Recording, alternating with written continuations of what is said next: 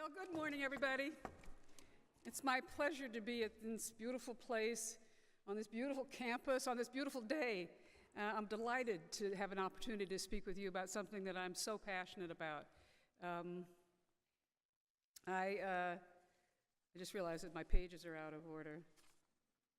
That's all right. See, it happens. I am both a feminist and a prison abolitionist. So, this topic is red meat for me. It is the perfect storm. I'm a feminist because I believe in the strength and the power of women, and I'm against anything that robs them of dignity or reduces their agency. I'm a prison abolitionist because I think that incarceration, prisons, is an old idea which should maybe pass on. Maybe the time has come for a new model. That's a subject for another talk. But I think that it's safe to say that in many cases, prison does more harm than good. And that many of the people who come to prison leave worse off than when they came in. And probably one of the worst things about incarceration, mass incarceration, is that it needs a negative narrative to support itself. It's like slavery in that way. Slavery promoted a negative story about enslaved people that justified their enslavement. Mass incarceration promotes a negative story about people who are incarcerated, that they're dangerous, that they can't be trusted, that they deserve to be there, every last one of them, for every last moment that they're there. I don't think that's true, having experienced it, but it is a narrative that serves generally to justify the millions of dollars spent on it by the public. So I'm hoping this morning, as Jamie said, I can open your eyes a little bit to some of the reality of mass incarceration and prison. Okay. My remarks are based on some foundational beliefs. One is that too many people are locked up, way more than need to be. 2.3 million people, the largest prison population in the world. In front of the college classes in prison, I typically and traditionally would ask this question. Given that you live here, and I would ask similarly if this were a college group, or a prison group instead of a college group, and you know the people who you live with, how many of you think that your fellow prisoners need to be kept in this level of captivity? How many need this much security? And the groups would always take it very seriously and think about it, and then come up with a remarkably consistent estimate of somewhere between 17 and 25% of the people that are there incarcerated with really need to be there because they're so damaged that if they got out, they'd probably hurt somebody. To me, that's a mental health issue, but again, that's a topic for another talk. But 75%, in their estimation, and they should know, are not dangerous enough to need to be locked in cells every night. Another thought is that the criminogenic factors that bring people to crime, and crime brings people to prison, things like addiction, abuse, undereducation, mental illness, general ability to just take care of yourself for a lot of confluence of reasons, are insufficiently addressed by mass incarceration. They could be. It's a golden opportunity. You've got literally a captive audience, and you would have a chance to fix things if you were so motivated. But it's a missed opportunity, by and large. I also believe that women who are incarcerated are treated like women are generally, just in a more kind of concentrated, intense, and unfettered way. When I started the program at MCI Framingham, the women's prison, I was told not to have too high expectations because the women were way too emotional, too relational, too catty to honor the demands for confidentiality that the program required because people told their secrets in the group. They told me that the women were not going to be able to translate their personal stories to a story that would be of interest to non-incarcerated people because they were concrete thinkers. I'm not even sure what that is, but I know it's not a good thing to be a concrete thinker. I was told that I should make sure that the women in the group always knew that I was not on their side. Because if they thought I was an ally, they would take advantage of me. I nodded my head, and then I ran my group and found the absolute opposite to be true. I found them very trustworthy. We never had a breach of confidentiality. No one ever tried to play me, and the group was very successful and very helpful to women. So these are the beliefs based on 20 years of observation in prisons with incarcerated women and men, and dealing with prison authorities. What we have now is punishment as revenge. We're mad at them. They broke our rules. We punish them. We have banishment far out in remote areas where prisons are built, away from where people live. And we call that needed by public security, by public safety. We justify it that way. I recommend, and again, it's based on my observation and it's only my views, compassion, and yes, idealism. I recommend that we empower women, because when you empower them, you transform them, or rather they transform themselves, because most women and men in prison they're trying to change. They're trying for this not to happen again. I speak, therefore, not just for me and my beliefs, but also on behalf of the women and men behind the walls who have no voice at all. So, before I get started, though, on a lighter note, that's not light. That's light. Halloween is coming, and you're all probably trying to figure out what you're going to go as. So, I mean, here are a couple suggestions. You could go as sexy inmate, if you have over-the-knee, thigh-high boots, or you could go as a real inmate, which I dare say is an easier costume to get together. In fact, you probably got it on the bottom of your closet, some gray sweatpants and an old sweatshirt. I recommend that as your Halloween costume if you want to go as a prisoner. On a serious note, that's a pretty depressing outfit. Imagine if you had to wear that for nothing but that for a couple of decades. I can remember the women at Framingham were so bummed when their option of a navy blue sweatshirt was taken away from them, and they were confined just to gray sweatshirts. It was a real loss, and I struggled to empathize that was a real loss. But vanity is important to women. We kind of all know that if we're women, and even if we're men, we know that. And no makeup and not wearing your own clothes, it just adds another level of degradation to being a woman in prison. So, what can I say about Framingham, where the women in Massachusetts are housed? A handful in the Houses of Corrections who are there for less than 2 years, although some of the people that are not sentenced yet are in Framingham because they couldn't make bail. They couldn't come up with the money to wait at home for their trial, so they have to be incarcerated at Framingham. But most of the women there have been sentenced to long sentences.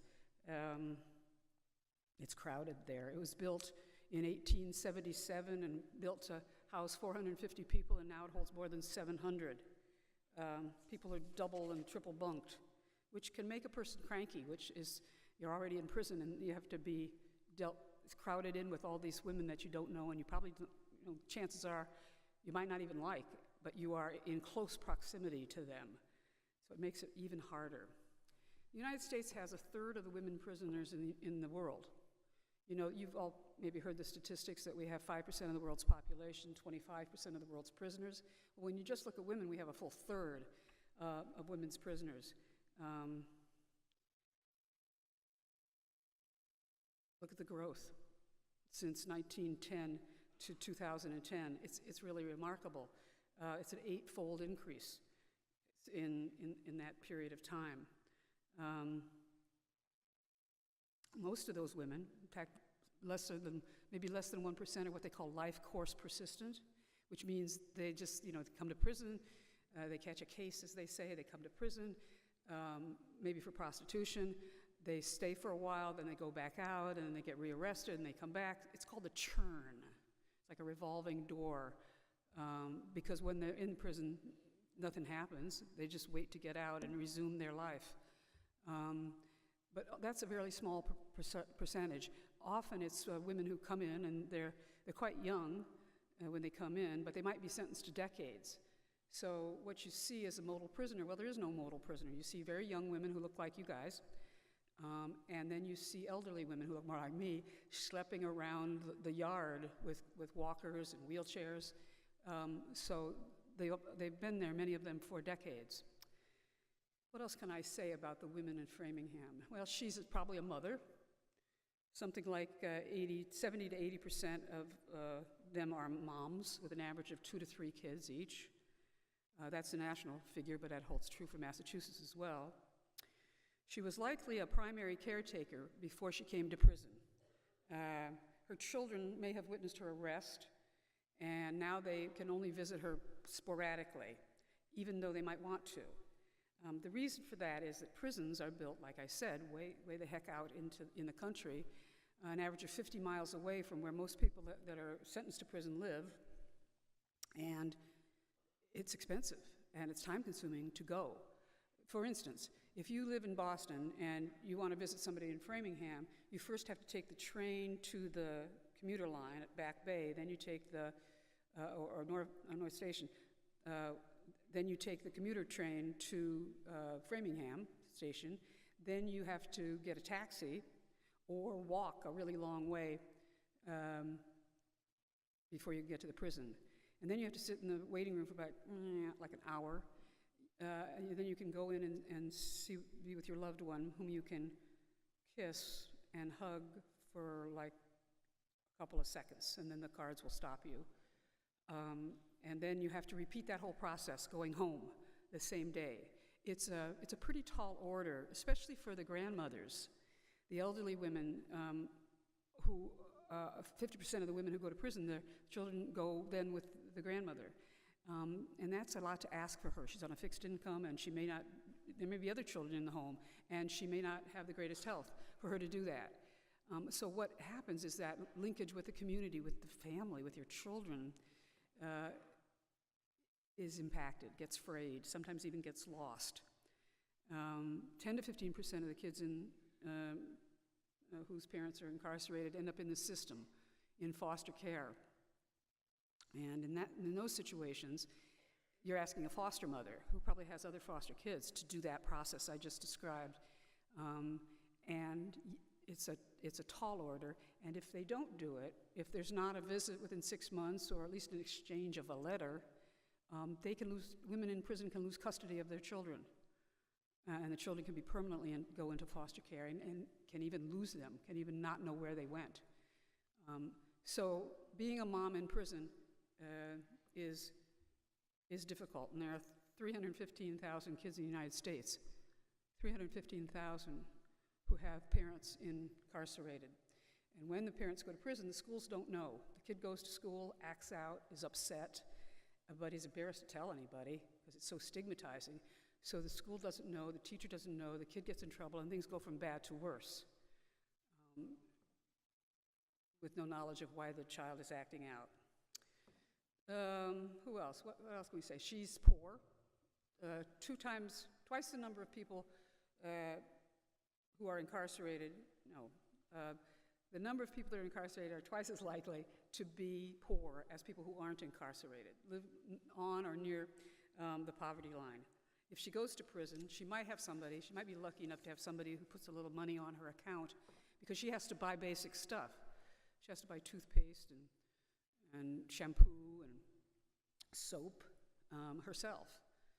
She might get a little job, which could pay a couple bucks a day or a few pennies an hour, a few cents an hour. And the prison takes half of that for her gate money, that when she leaves, they give it back to her. But in the meantime, she has half of that amount to buy those kinds of essentials, including sanitary products. So when she doesn't have any money, she's vulnerable. She has to negotiate and survive. She can exchange money for the commissary. Commissary, that is the store, the prison store, for sexual favors with guards or with other prisoners. Or something less than that, she can end up being the person who cleans the cell of somebody else who's willing to fund her at the commissary. But it's a tough place to be poor. It's always tough to be poor, but it's really tough to be poor in prison. Her experience is very gendered. Those of you who study gender studies here at Gordon know what I'm talking about by that. It's just by virtue of the fact that she's a woman, her experience of the same phenomenon is different. The ratio of men to women in prison is 9-to-1. During the early days of MCI Framingham, it was co-ed, because so few women were incarcerated, as you can see on this chart. As more women became incarcerated, it became impractical for it to be co-ed. Prior to the separation of the sexes by prison, the women had done all the sewing, the cooking, the laundry, and the cleaning for the men in the prison. This should not surprise you, because this was in a day where women performed those supportive roles, and they did that when they were in prison as well. When they separated, that was no longer possible, and the increase continued until about the 1980s, when they decided that they were being unfair to women by not treating them more like men. Which sounds good in theory, but because it's a 9-to-1 ratio, the economy of scale of a women's prison isn't the same as the economy of scale of a men's prison. And I should add, there are those attitudes about women being not competent to manage their own affairs that are prevalent in the culture to some extent, but really in prison. So what happens is that men have some autonomy, closely supervised. They have their own clubs, their own groups. They run musical events. They tutor one another in academic subjects. Women suggest those programs too, but are routinely turned down. They do not get the same that men do, and they speak of that all the time, but they have no power to do anything about that. So why is she there? What'd she do? She may be incarcerated for criminalized survival strategies. One common profile, and I'm thinking of a couple of women that I know, I'm merging them, sexually exploited at a young age by father or mother's boyfriends. She runs away. She's pegged on the street now as vulnerable, which she is, and she's offered protection, which she sorely needs. Eventually, she's asked to perform sexual favors for this protector, for him or his friends. She's jailed for prostitution. She gets out after a short stay at Framingham, and to dull her feelings about what she has to do, she starts taking drugs. Then she gets addicted. Now she starts selling drugs in order to supply herself with the drugs that she needs to not go into withdrawal. Now she's arrested for distribution and sentenced to a mandatory minimum of around 15 years. She goes to prison. She ODs cold turkey and spends the next 14 years or however much longer she's there. After that is done, doing the best that she can. 75% of the women go to prison like that, for nonviolent crimes. Excuse me. Women are sent to prison for crimes they are forced to do by the men in their lives, the pimps, their boyfriends. And I put that in air quotes, because prison authorities will tell you about bad choices. They're here because they made bad choices. Well, it always occurred to me that in terms of the choices that I had when I was their age, when I was coming up, I had choices from A to Z. And I could scan them, and I could pick the best ones and avoid the ones that are obviously dangerous or not good. But if you're coming from a background of trauma and poverty, you might have choices from A to maybe G. So you scan those. Some of them are out of reach because you don't have the resources or the support to get to them, even the good ones. So you choose the least bad one. None of them are very good.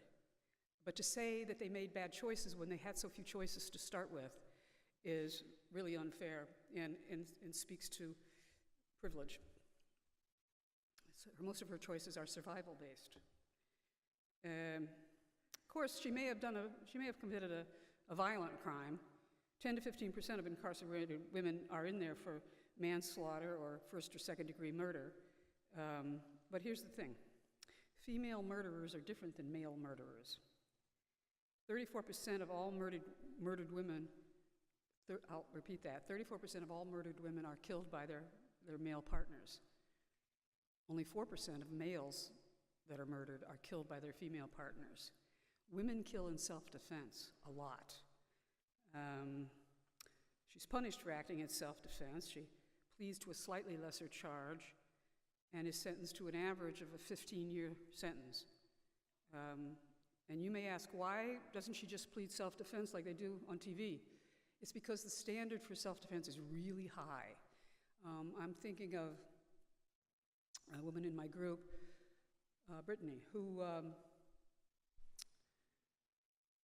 grew up in an abusive household. Father and mother were always fighting, beating on each other. Then father went to prison. Mother became an alcoholic. It was pretty awful. When she got to be a teenager, she formed a relationship with a boy that was similarly abusive because that was normal. That's all she knew, she said. And it became abusive, kind of both ways. She beat on him, he beat on her, but he was bigger. It went on for a while, and she decided, something clicked, and she decided she was going to try to fix her life, take one of those choices that she didn't think she was able to take when she was younger. And she enrolled in a community college, and she moved to Massachusetts, actually. He followed her. They got back together. She became pregnant.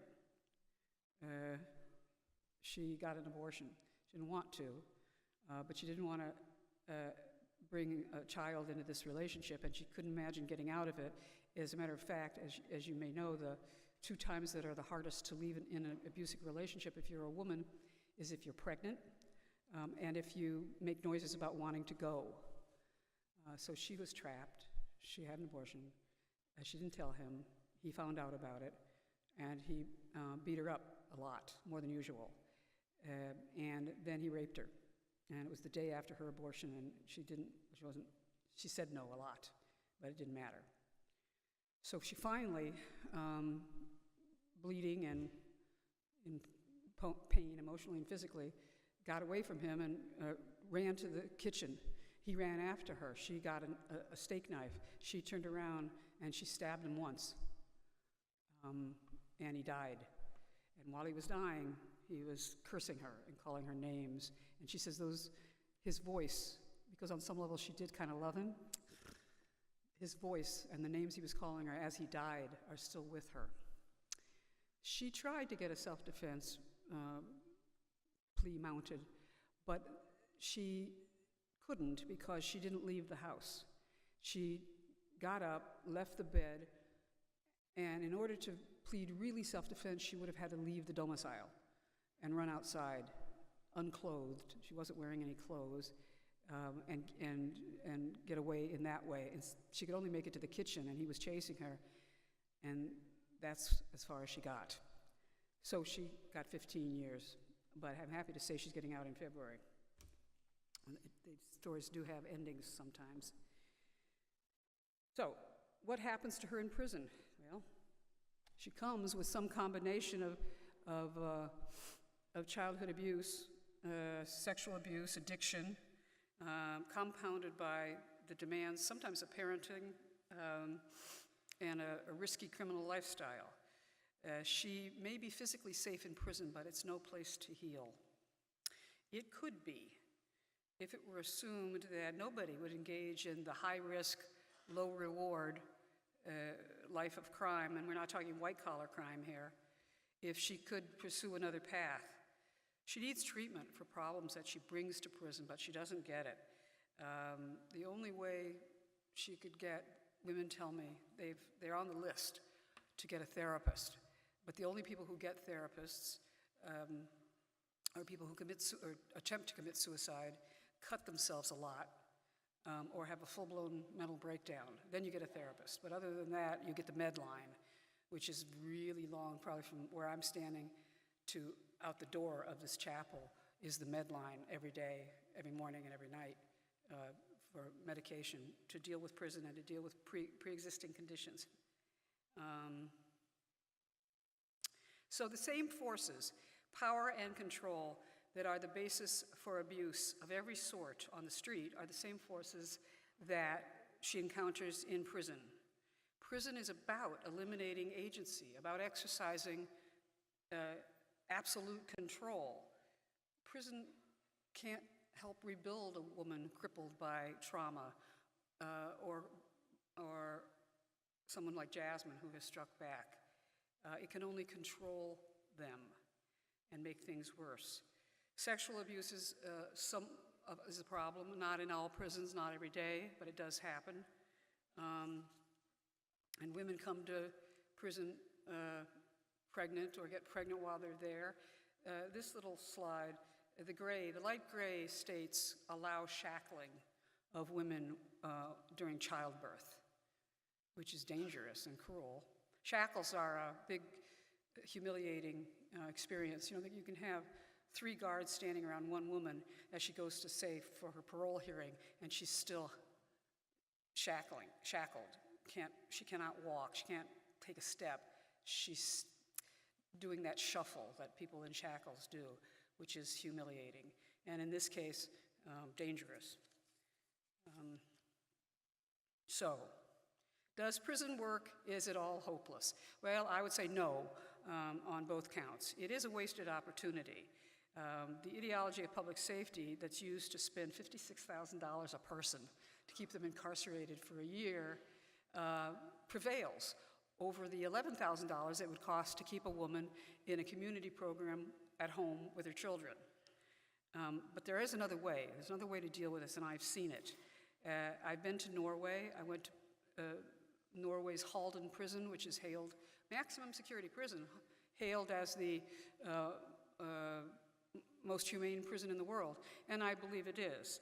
I have a couple of little tiny clips to show you because I can't really describe it because you won't believe me, given what I've just said about USA prisons.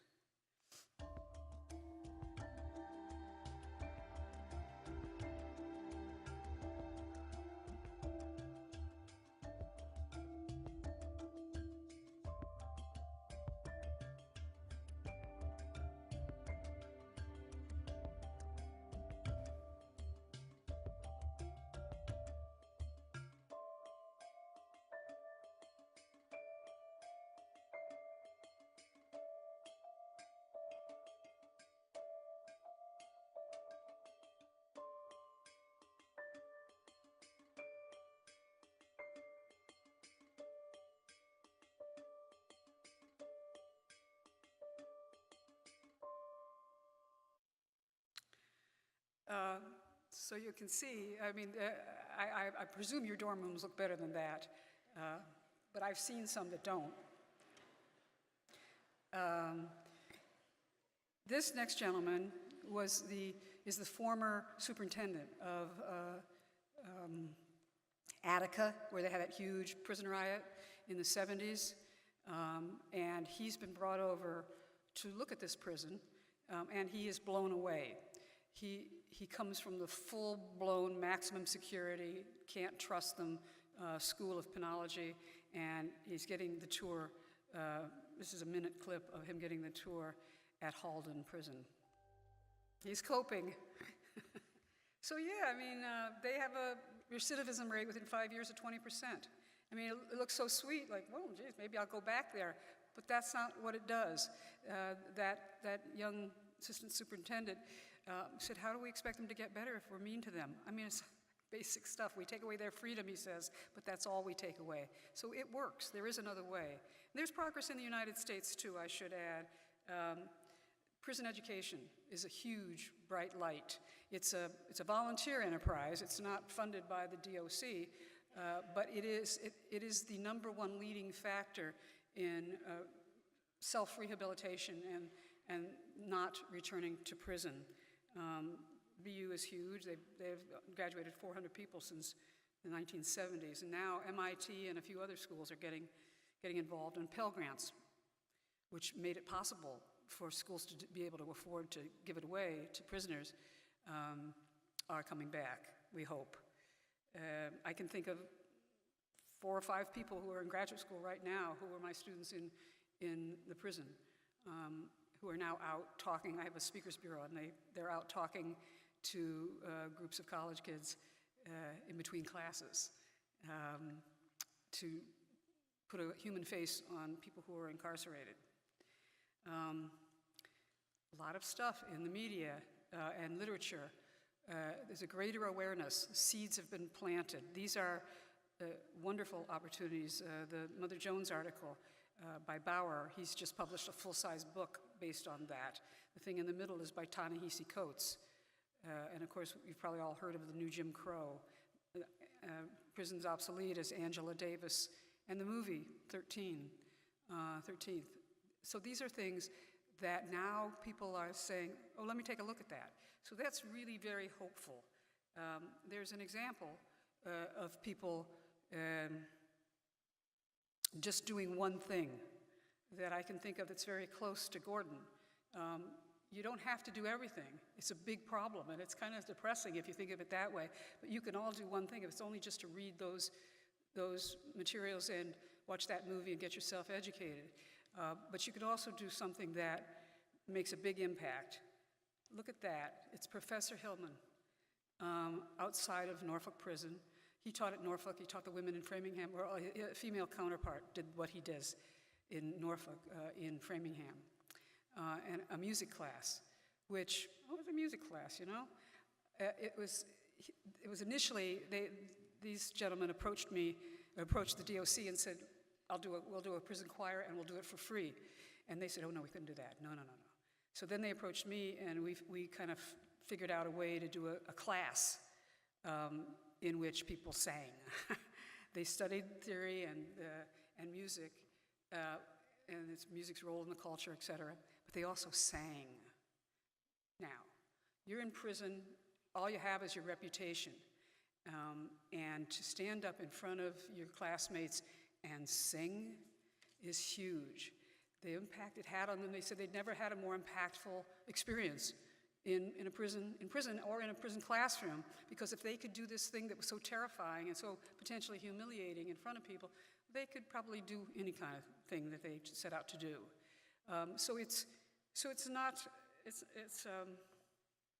It doesn't take much.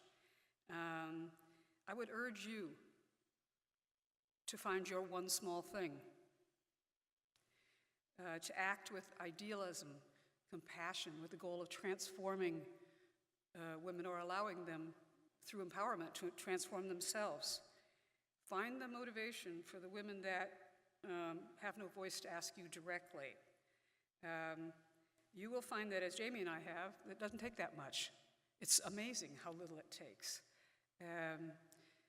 But it's so important that if everybody in our whole country did one little thing, whatever the issue, if they did one little thing to make it better, if everybody did one little thing, a lot of social problems would diminish or disappear. Well, it's been lovely talking to you. I want to thank Dean Maxwell and Professor Hillman for the invitation. And I thank you for your kind attention. I know that you have other things to do this morning, but I'll hang around here. If you have any questions, I'll be happy to answer them. Thank you very much.